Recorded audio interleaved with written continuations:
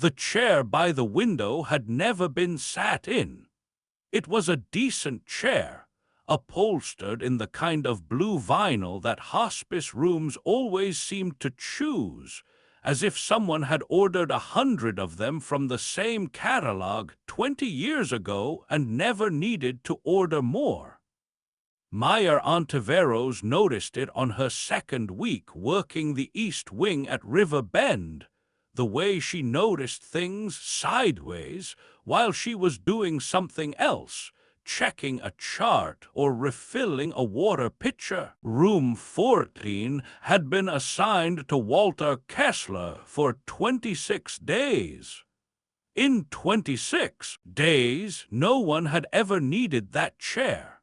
She'd seen families cycle through the other rooms in waves, daughters with rolling suitcases who slept in recliners, sons who argued quietly in the hallway about turns and schedules, grandchildren drawing crayon pictures that got taped to the wall until they yellowed. Room 14 had a Bible someone from the chaplaincy program had left unopened, and a small duffel bag Walt had brought from home that he hadn't fully unpacked, as if some part of him still expected to be sent back. And it had the drawer. Maya didn't know about the drawer yet, not really, not what it held or what it meant. She only knew that when she came in to check his vitals in the evenings, Walt's hand would sometimes rest on the nightstand's second drawer without opening it, the way a man might rest his hand on a Bible he no longer believed in. He was 61 years old. His chart said pancreatic cancer, diagnosed 5 months ago, metastatic, treatment discontinued at his own request. His chart also listed, in the space marked emergency contact, 2 names, Daniel Kessler and Sarah Kessler-Voss. Neither number had ever been called, not because the hospital hadn't tried once in the beginning before he told them plainly not to bother. "You've got people listed here," Maya said one evening, nodding at the chart she wasn't technically supposed to comment on. "Would you like me to reach out?" Walt looked at her for a long moment, the kind of look that seemed to cost him something. "No," he said, "they know where I am." It wasn't until much later, after she'd learned his name meant something 20 miles away, after she'd learned about a garage with his father's name still on the sign, after she'd learned what he was really keeping in that drawer, that Meyer understood how much weight a man could put behind 3 words like that. They know where I am, as if the failure to come wasn't a mystery.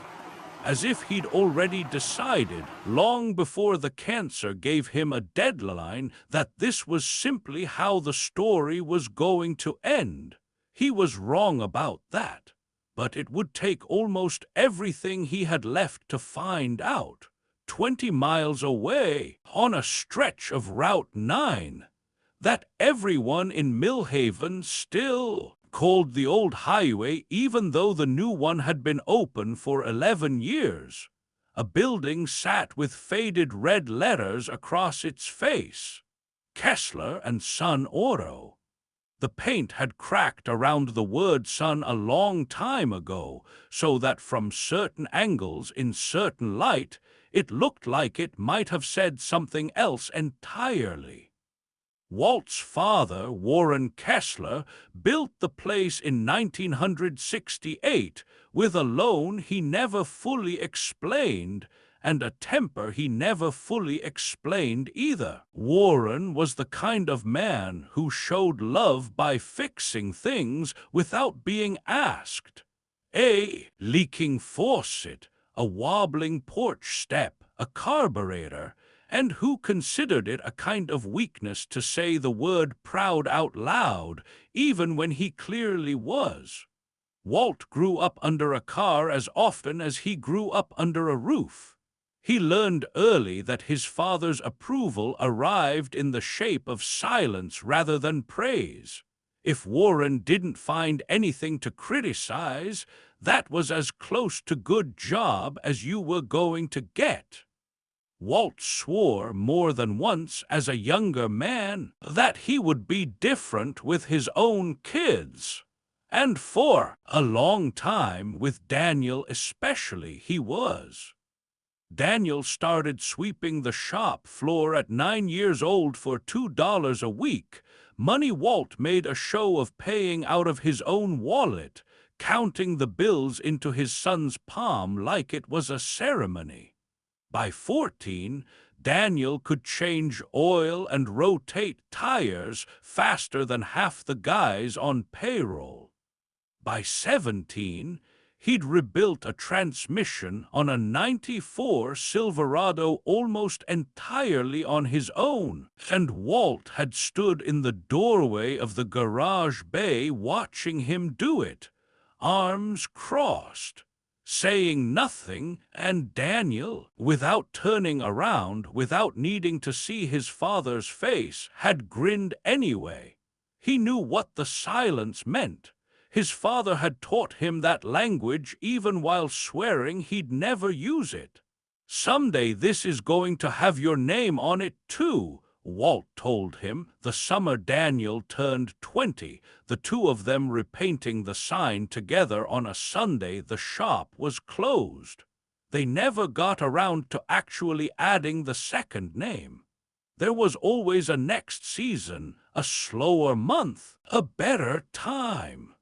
Diane used to say the two of them were more alike than either would ever admit, both stubborn in the same key, just tuned to different notes.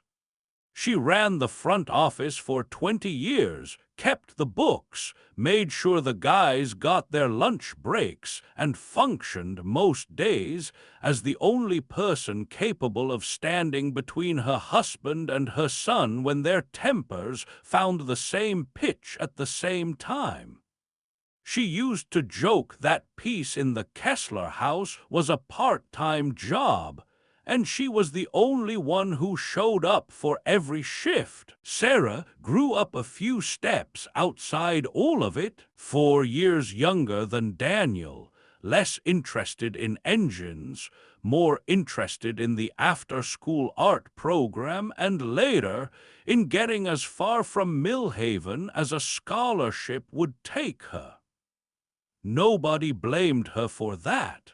If anything, Walt used to say back when he still said things like this out loud, that he was glad at least one of his kids would get to see something of the world beyond Route 9. He didn't know yet that beyond Route 9 would eventually become the exact right description of how far away his whole family would end up. The trouble didn't arrive all at once. It arrived the way most real trouble does, in small deposits over years, until the account was overdrawn and nobody had been tracking the balance. It started, if it had to start anywhere, with a diagnostic scanner. Daniel wanted one of the newer ones, the kind that could read hybrid and electric systems, because more of those cars were rolling into Millhaven every year, and Kessler and Son didn't have the equipment to touch them. Walt said no, not now, not yet, we'll see. Daniel brought it up again 8 months later, with a spreadsheet he'd made showing the jobs they were turning away. Walt looked at the spreadsheet for 4 seconds and slid it back across the desk. "I've been doing this 35 years without a computer telling me how to run my shop," he said. "It's not the shop's computer, Dad, it's a scanner. You know what I mean." Daniel knew exactly what he meant, which was the problem. What Walt meant underneath the sentence was something closer to, "I built this, I decide what it becomes." And Daniel, 31 years old by then, a father himself, good at his job in a way even Walt couldn't deny, had started to feel less like a partner and more like the best-paid employee in the building. He loved the place. He'd never once considered leaving it. That was, in its way, the whole tragedy, a man who wanted nothing more than to inherit something that was quietly, methodically, refusing to be handed to him. The expansion idea came up in the spring. A second bay location, 6 miles east, in a strip of new development, where 3 subdivisions had gone up in 4 years, and there wasn't a decent mechanic within a 15-minute drive. Daniel had the numbers. He'd talked to a loan officer informally just to understand what was possible. He hadn't signed anything. He told himself for weeks that he was simply preparing a case, the way you prepare anything before you bring it to a man who says no by reflex. What Daniel didn't understand, what he wouldn't understand until it was much too late to matter, was that the loan officer he'd spoken with was married to a woman who did the books for one of Walt's regular customers. And Millhaven was a small enough town that information traveled through it faster than water finds a drain. Walt heard about it on a Tuesday from a man getting an oil change who mentioned it the way you'd mention any piece of local news, heard your boy's opening up his own spot, with no idea he was handing Walt a live wire. Walt didn't say anything to the customer. He waited until closing. "You want to explain to me," he said, standing in the doorway of the back office where Daniel was finishing paperwork, "why I'm hearing about a second location from Gary Petrakis instead of from my own son? It's not, Dad, it's not final. I was still putting together numbers before I brought it to you. Using my shop's name, my credit history, 35 years of my name on that sign, and you're out there shopping it around like it's yours to spend. It will be mine someday. That's what you keep telling me. You said this summer." I said a lot of things. That was the sentence later that Walt would come to understand as the real hinge of everything. I said a lot of things because, in it, without meaning to, he told his son the truth. That every promise about the sign, the future, the someday, had been conditional in a way Walt himself had never openly admitted, not even to himself, until the moment his pride required him to take it back. The argument went on longer than either of them would later be able to fully recall, the way real fights blur at the edges even while their center stays sharp forever.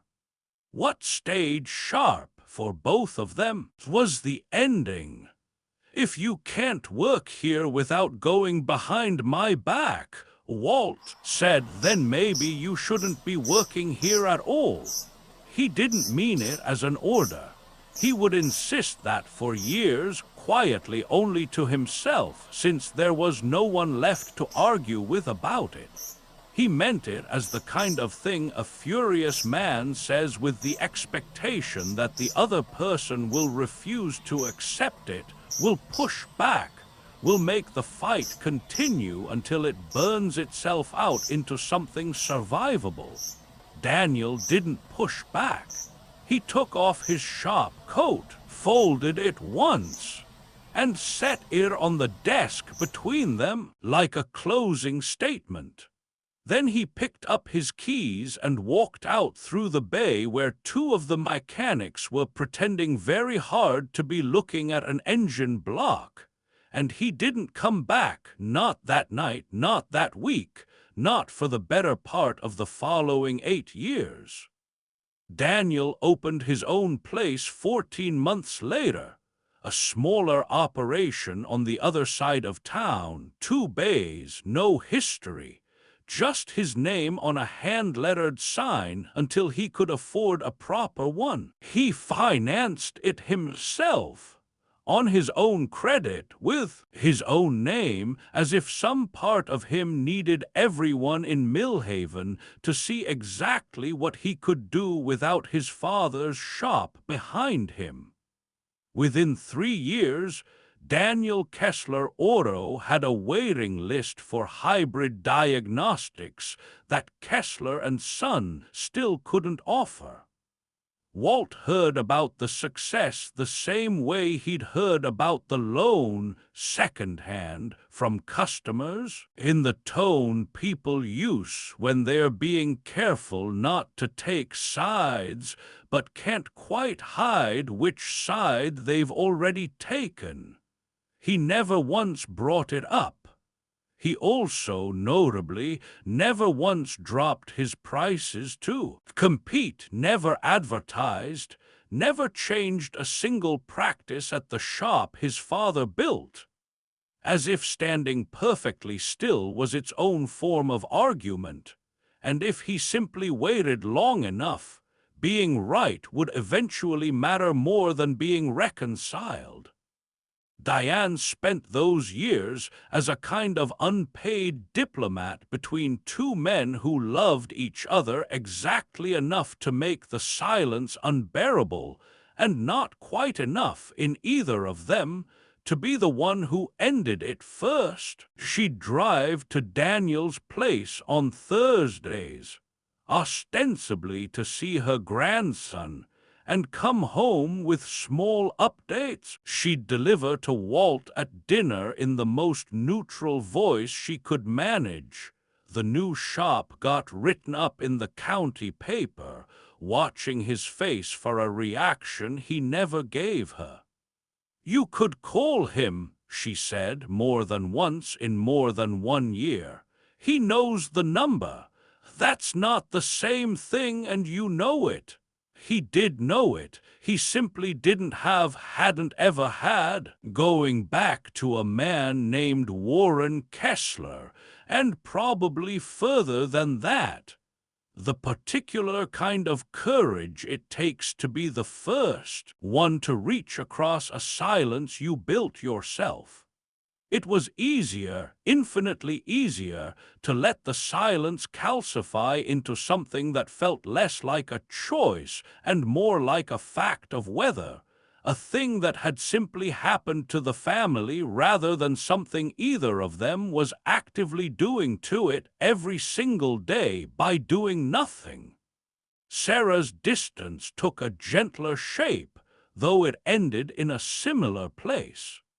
She'd moved to Denver for a graduate program the year before the fight, and when it happened, she was 2,000 miles away, getting updates in fragments that never quite lined up between her mother's version and the version she'd hear, occasionally, second-hand from Daniel.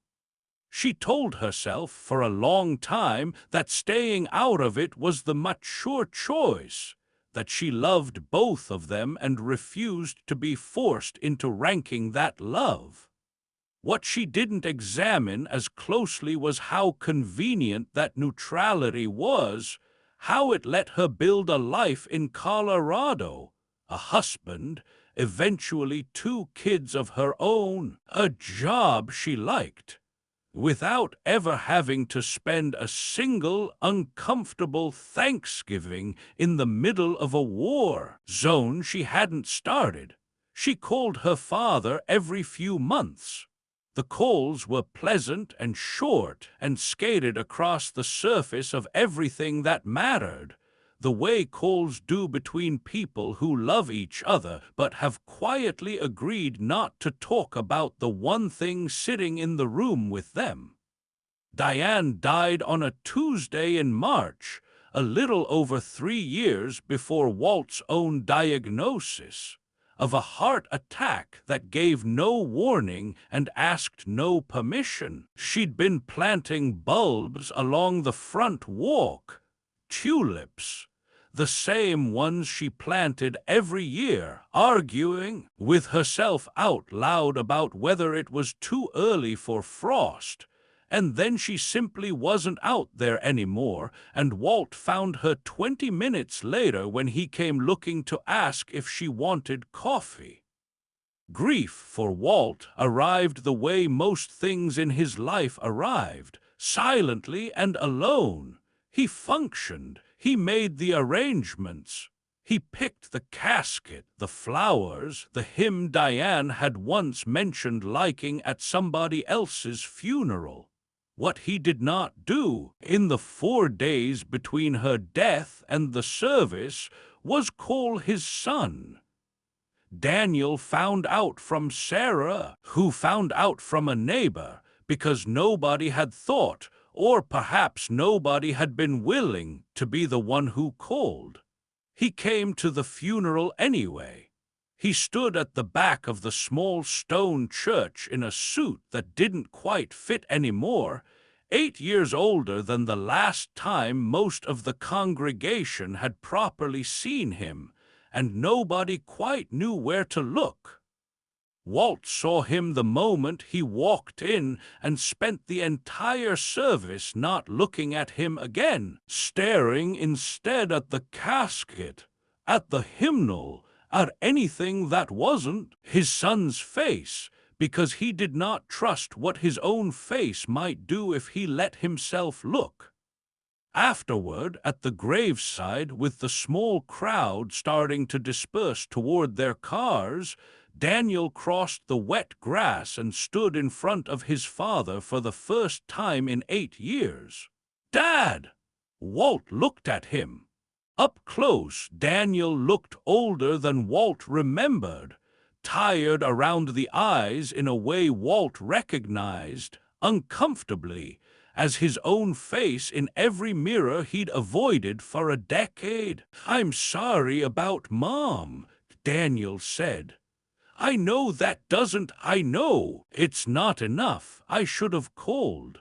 I should have come around more before this. I should have." He stopped, started again, quieter.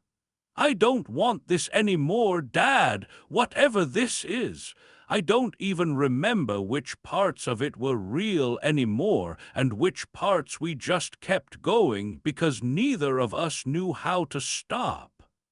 It was the most honest thing either of them had said to the other in 8 years, delivered at the one moment in Walt's life when he had the least capacity left to receive it.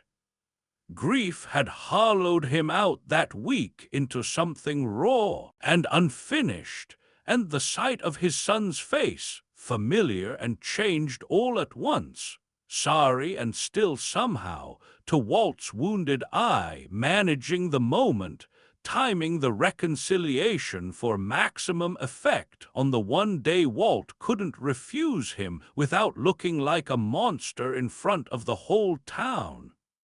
Set off something in Walt that had nothing to do with logic and everything to do with 8 years of pride standing guard over a wound it had never once let anyone examine. "Not today, Daniel." 3 words. He would remember later that he'd chosen them carefully, or at least that some old, stubborn part of him had chosen them carefully.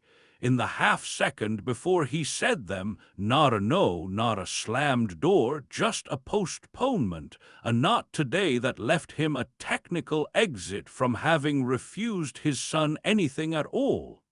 Daniel's face did something complicated and then settled, the way a person's face settles when they decide all at once not to let it show. "Okay," he said. "Okay, Dad." He didn't come to the house afterward with the rest of the family. He drove back to his own life, and 3 weeks later he sent a letter, not a text, not a call, a letter, handwritten, the kind of gesture that costs a person something to make.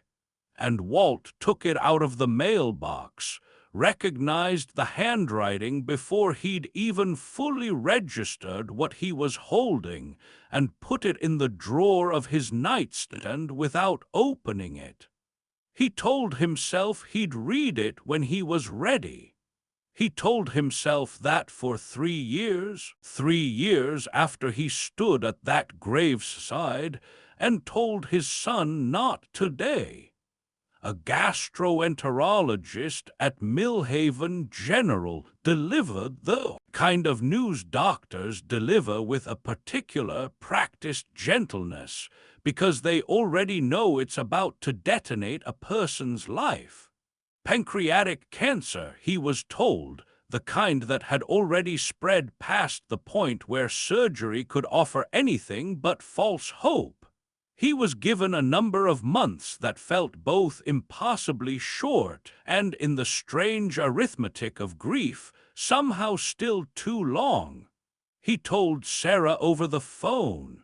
He did not tell Daniel at all, reasoned to himself, in the specific logic of a proud man, protecting the last thing he had left to control, that Daniel had made his choice clear enough at the cemetery, and that a dying man calling out of the blue to announce his own death would look less like honesty and more like a bid for sympathy, the kind of manipulation Walt had spent his whole life despising in other people. He would not become that. He would rather die exactly as unreachable as he'd made himself for 8 years than reach out now under duress and have it look like weakness disguised as reconciliation. Sarah offered to fly out. Walt told her not yet, there was no need, yet they'd talk more once there was more to say. And some part of him meant it kindly, and some part of him, the same part that had said not today at his wife's graveside, was simply buying himself more time inside a silence he no longer entirely knew how to leave.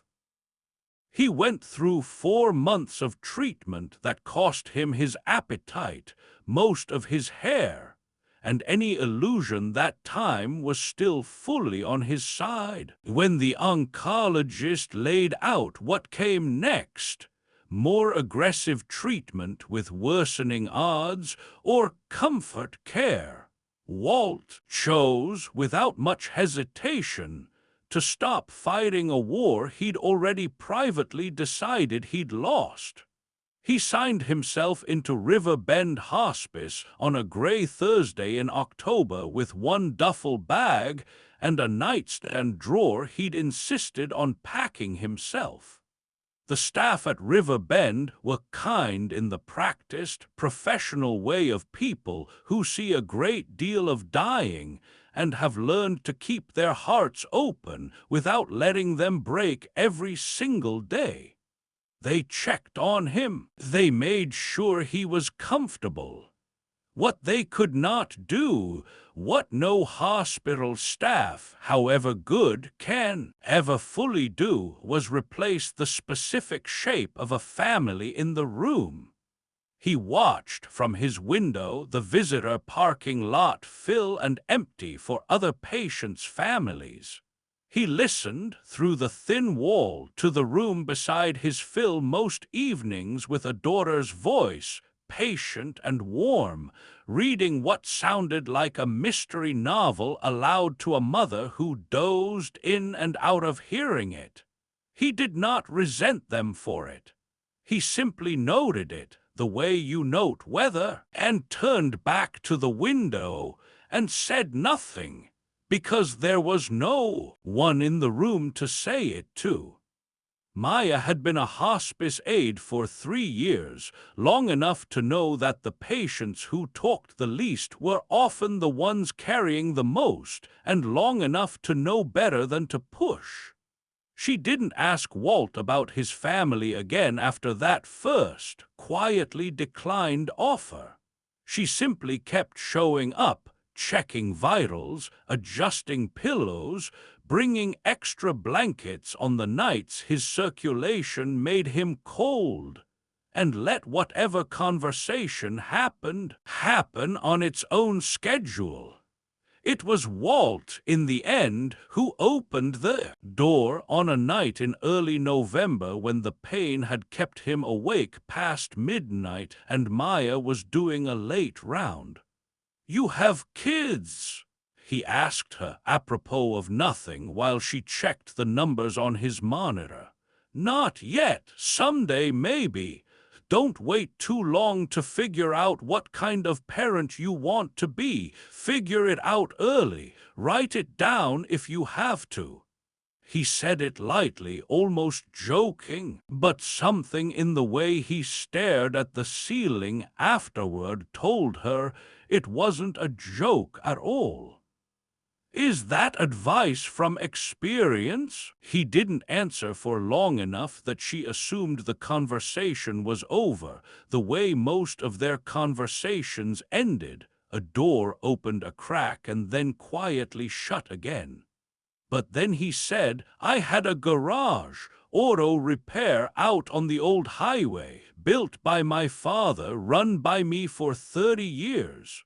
A pause was supposed to be run by my son after me. That was the plan anyway.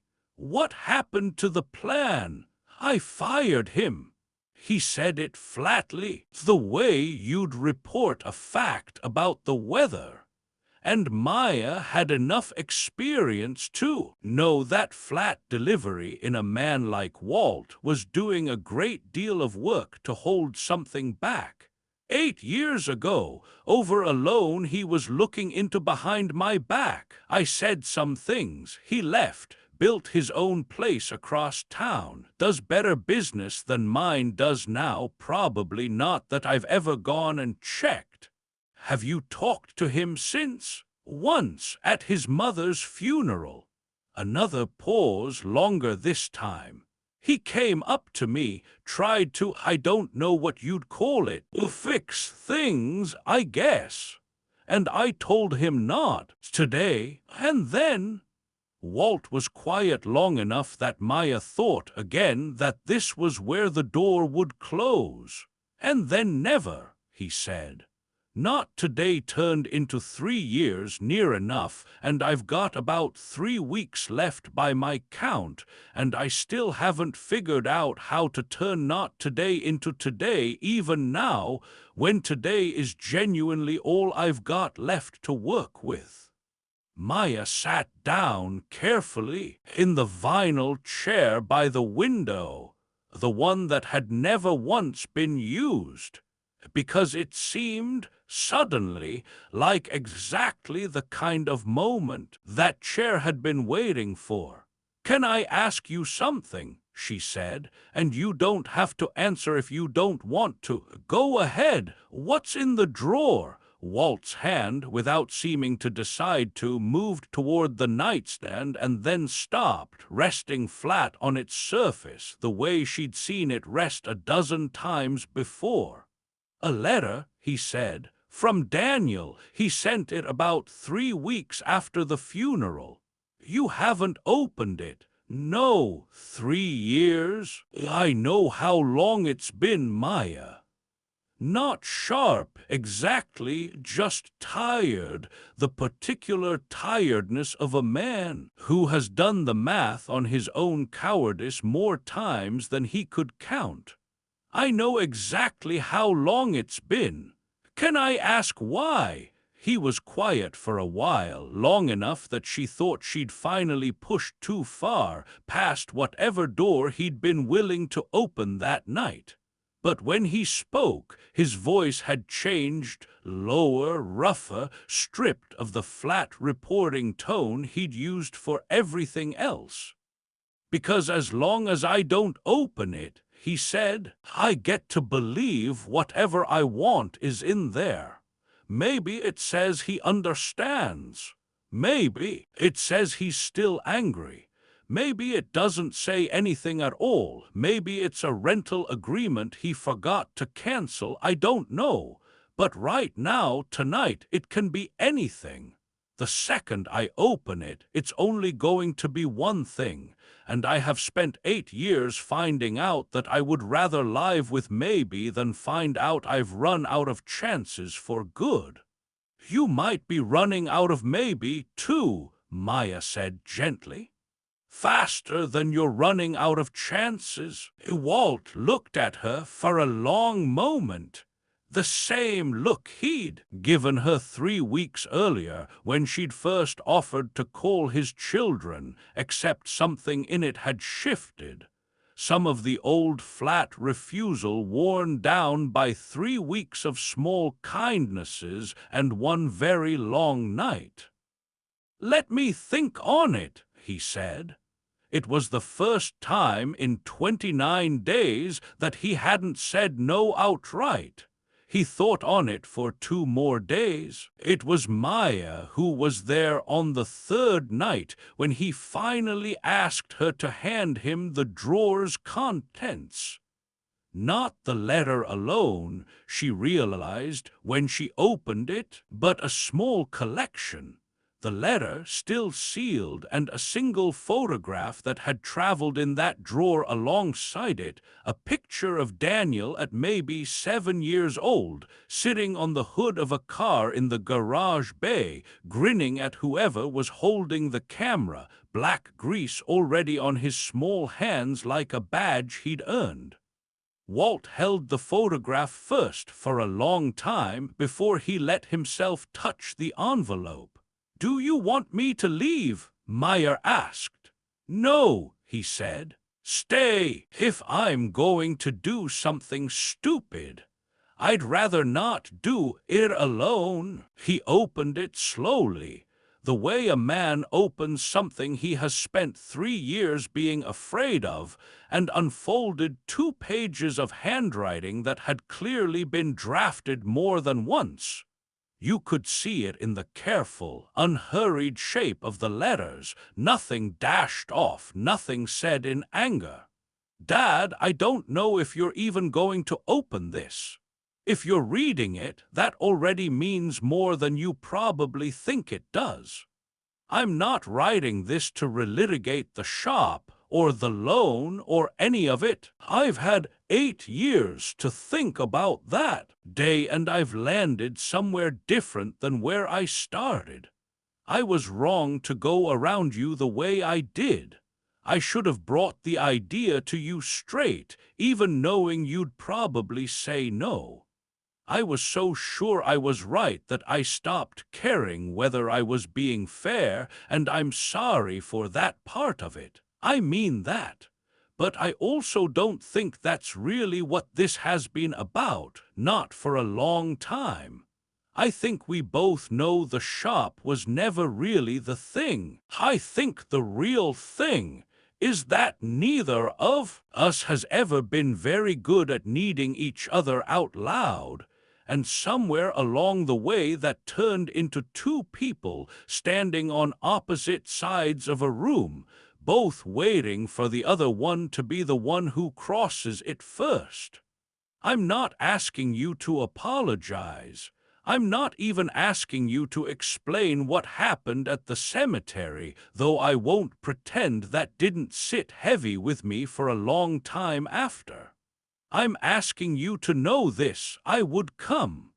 Whatever's left between us, however long we've let it go on, I would come if you ever wanted me to. That door has never actually been closed on my end, Dad. I think I just stopped knocking on it after a while because it's exhausting knocking on a door for 8 years with no one answering. But it's not locked. It was never locked. Miles asks about you sometimes. He's 6 now. He knows he has a grandfather who fixes cars, because that's the only story about you I've ever let myself tell him, the good one from before. I'd like him to know the rest of you too, someday, if there's ever a someday for that. I love you. I never stopped, not even at the worst of it. I don't think you ever stopped either. I think we're just both Kesslers, and Kesslers apparently have to find out the hard way that loving someone and knowing how to reach them aren't always the same skill. Call me or don't, but I wanted you to have this whenever you were ready for it. Daniel Walt read it twice. Then he sat with it in his lap for a long time, not crying. Exactly. Maya would tell people later that it wasn't crying so much as it was something coming loose in him that had been welded shut for a very long time, a slow, silent unclenching that had no dramatic sound to it at all. He kept the door open, Walt said finally, more to himself than to her. Whole time, I stood outside a door that was never locked and told myself for 3 years that it was. You want to call him? It's late. It's 8:40. Walt almost laughed, a small, cracked sound, the first thing close to a laugh Maya had heard from him in a month. It's late for me, he said. I've got maybe 3 weeks. 8:40 is late. Maya found the number in his phone, still listed, still saved as Daniel with no year attached to it, no note explaining the silence, as if some part of Walt had never fully accepted that the contact was anything other than current. She held the phone out. He looked at it like it weighed considerably more than it did. It rang twice. Dad! Daniel's voice, when it came, was careful in a way that told Walt everything about how many times over the years his son must have imagined this exact call and prepared himself for it to be something else, a wrong number, a hospital calling with bad news secondhand, anything but his father's own voice. It's me, Walt said, and then, because he had spent 3 weeks learning from a 28-year-old hospice aide that some sentences only get harder the longer you wait to say them. I read your letter. Silence on the line, not empty, Walt could tell, but full, the particular silence of a person holding very still so they don't say the wrong thing. I should have opened it 3 years ago, Walt said. I should have picked up this phone 3 years ago. I should have crossed that grass at your mother's funeral instead of making you cross it and then turning you away when you got there.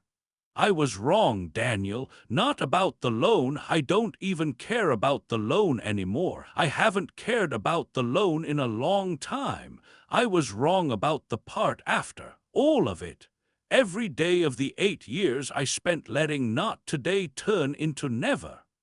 Dad, let me finish, because I don't know how many more times I'm going to get my nerve up for this. Walt's voice, which had held steady through the whole speech, finally caught. I'm dying, Daniel. I've got maybe 3 weeks. They tell me could be less. I don't want to spend whatever's left the same way I spent the last 8 years. I don't want Miles's only story about me to be the good one from before. I'd like him to meet the rest of me too, if you'll let him, if you'll come. There was a sound on the other end. That might have been Daniel sitting down hard in a chair, or might have been something else entirely.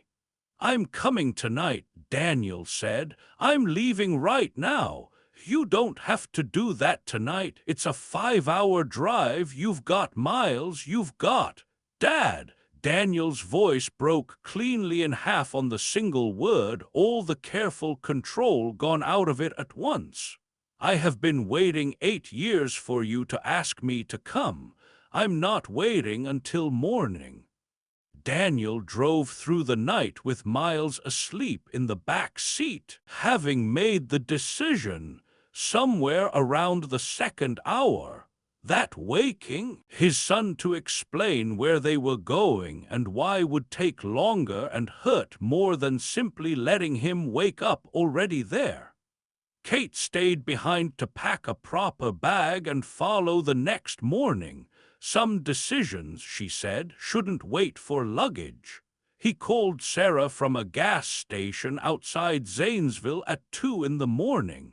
She was on a flight out of Denver by 6.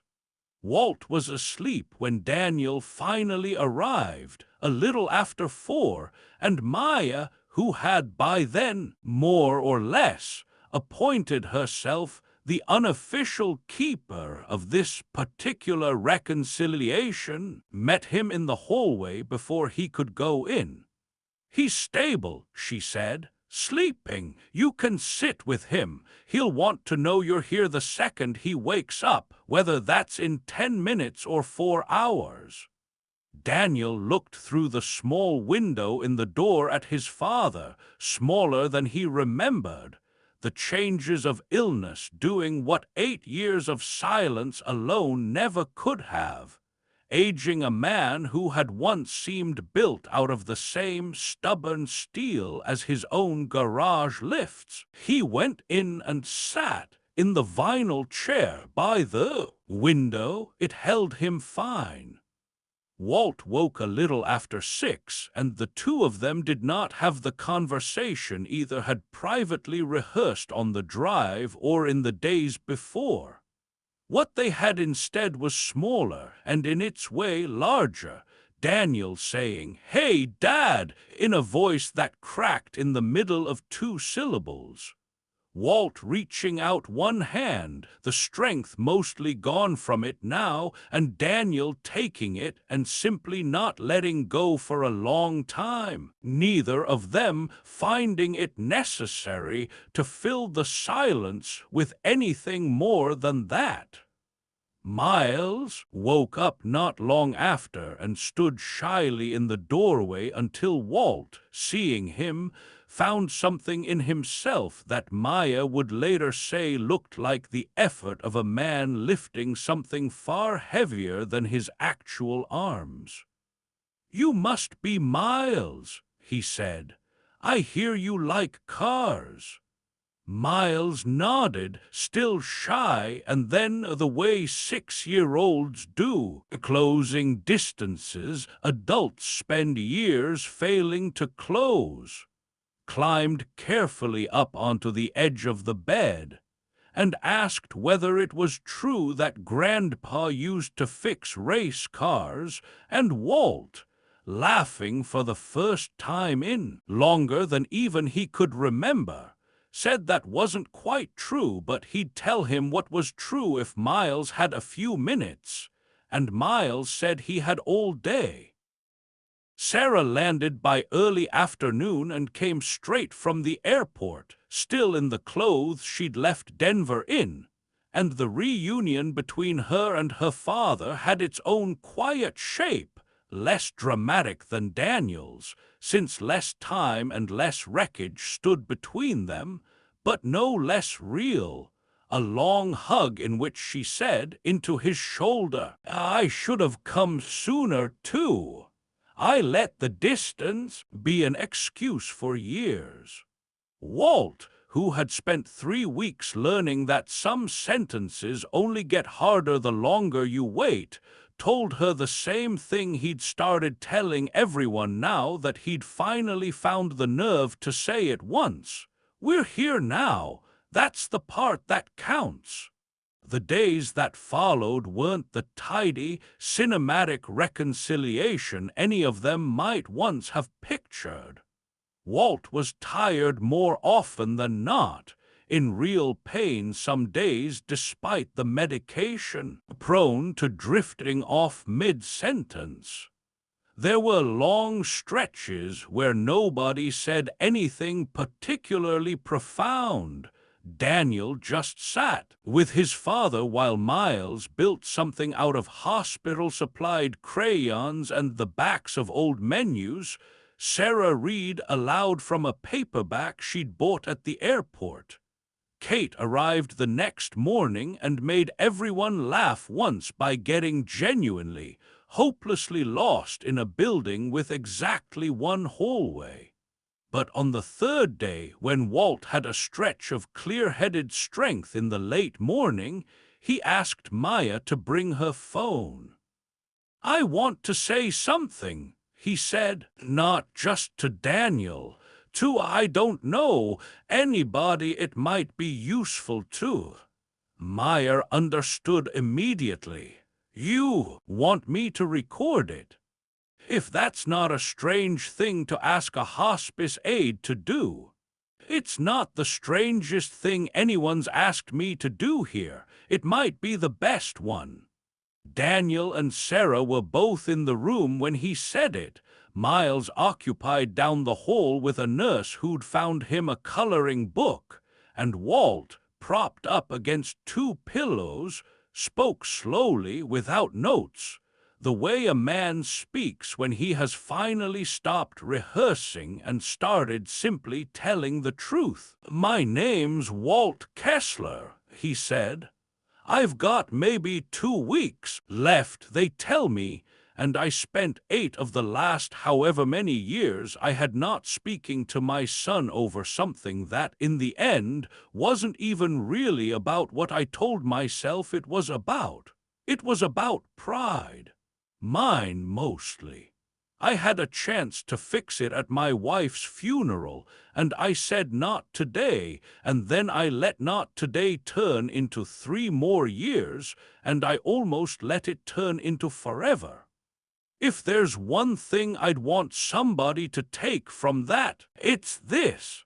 The door doesn't usually slam shut all at once. It closes a little at a time, one knot today after another, until one day you look up and you can't remember the last time it was open, and you've convinced yourself it was locked the whole time when really, most of the time, all you had to do was push. I don't know who's going to hear this or what your particular door looks like. Maybe it's a parent, maybe it's a kid, maybe it's somebody you used to call every week and haven't called in years for no reason you could even explain if someone asked you to. Whatever it is, don't wait for the version of today where it's easy. There isn't one. There wasn't one for me. Today just has to be enough, exactly as hard as it is. I got lucky. I got a door that never actually locked, and a son who kept it that way longer than I deserved, and I got just enough time left to walk through it before it was too late. Most people don't get that. Don't count on getting it. Go through the door today." He stopped, exhausted, and Maya lowered the phone. "That's it?" she asked, gently. "You want to say anything else?" Walt looked at Daniel, at Sarah, at the doorway where he could hear Miles's small voice asking the nurse a question down the hall. "No," he said. "That's the whole warning. Everything else I get to say to them directly, while I've still got the time to say it." Walt died 11 days later in the early morning, with Daniel asleep in the vinyl chair by the window and Sarah on a cot. The hospice staff had brought in against every normal policy, because by then most of the staff at River Bend had quietly stopped treating room 14 like just another room. He didn't wake for any final words. There were no last, perfectly composed sentences, no cinematic goodbye, just the ordinary, undramatic ending that most lives actually have, except for the one detail that mattered most. The chair by the window hadn't sat empty in 11 days, and it wasn't empty when he went. The funeral was small, the way funerals in towns like Millhaven usually are, but it was full in a way Diane's had not been. Daniel stood at the front this time, not the back. He spoke for a few minutes, not long. Walt, he said, hadn't been a man for long speeches, and it seemed wrong to give him one now, and mentioned near the end that his father had left behind exactly one piece of advice he wanted, and that he intended to actually follow it, which was more than he could say for most advice people left behind. He didn't play the recording at the funeral. That felt to him too much like a performance of the very openness his father had spent 61 years struggling to practice in private. Instead, he kept it saved to his phone, then backed up somewhere safer, the way you back up something you already know you're going to need again.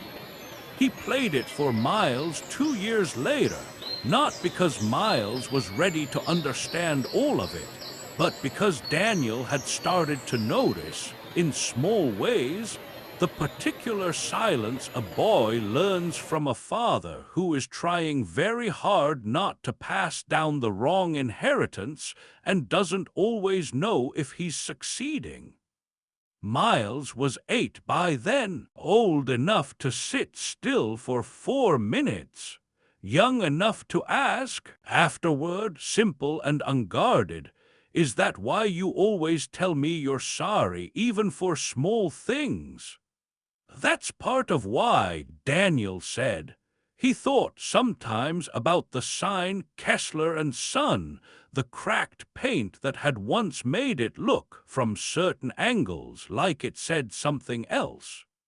He'd sold his own shop's building 2 years after his father died and moved his operation into the old one on Route 9, because it turned out that some things, once you finally got the chance to inherit them, you actually wanted after all. He repainted the sign himself. On a Sunday the shop was closed, the same way he and his father once had. He added a name to it this time, not his own that had been there long enough, buried in his father's old promise. He painted underneath Kessler and Son a single smaller line most customers never noticed until someone pointed it out to them.